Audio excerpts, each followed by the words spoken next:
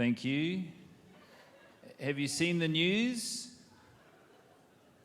No? Oh, you'd love it. It's on every night. 6 p.m. It's this incredible TV show set in a world where everyone doesn't have 24-hour access to current events on their telephones.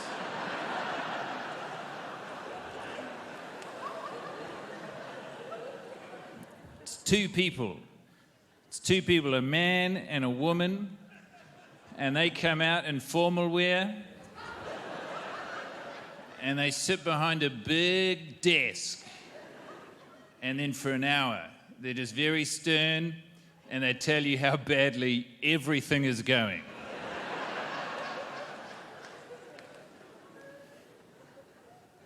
You don't have to be in formal wear to give bad news. I've received bad news from a friend in shorts and a t-shirt before. I wasn't skeptical.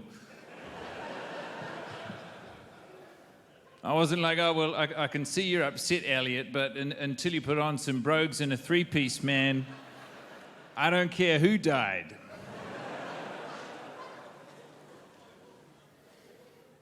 But they start with the biggest, worst thing, and they talk about that for about 5 minutes, and then they do a sort of sliding scale of other bad things, and sometimes they'll send a reporter out to the spot to check, and they'll go, yeah, I'm here, it's awful.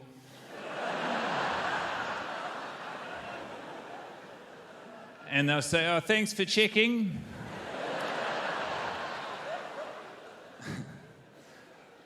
And then they'll keep going, and then after about half an hour or so, they suddenly get self-aware that it's a bit grim, and they'll say, sports. And then the camera will pan across the room to a third person who's also in formal wear, but they're standing up to denote sports. And this is my favorite part of the news. For about 5 to 8 minutes, they'll basically tell you about games that were designed for children that are played by multi-millionaires. And thank you, we don't have time for the clap. No, sometimes someone from sports, they'll make it to the first bit of the news, but they've usually had to do something pretty horrific for that upgrade. It's usually some rugby league player from Australia who's drank too many Codies, then pissed in his own mouth and punched 9 teenagers in the neck outside a club on the Gold Coast.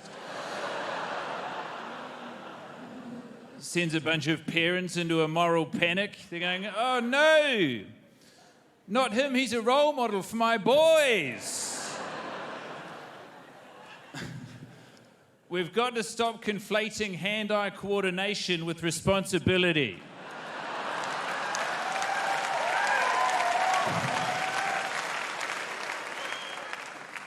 I cannot think of a more ill-equipped group of people to be role models than athletes. Like, do you know what it takes to be a professional athlete? Your entire life, from 3 to 20, your formative years are just spent working on hand-eye coordination to an almost sociopathic level. And it's like it's never occurred to any of us that might come at the cost of, I don't know, rounding out some of the other parts of your personality.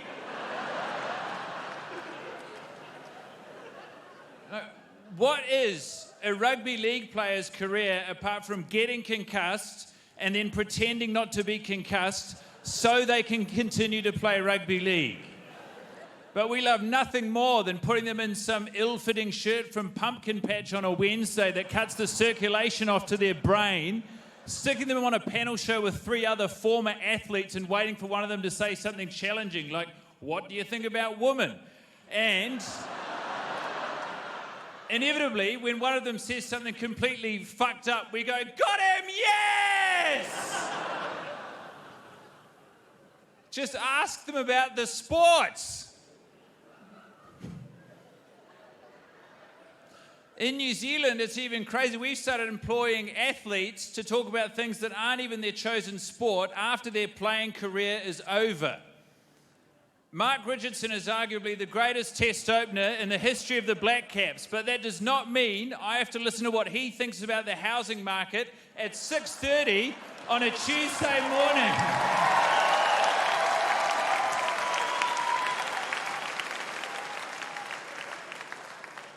If you want a front-facing playing career after sports, we've got two very clear paths. If you did rugby, you sell housing companies. If you did cricket, you sell air conditioning. Stay in your lane. Thank you very much, everybody. I'm Guy Montgomery.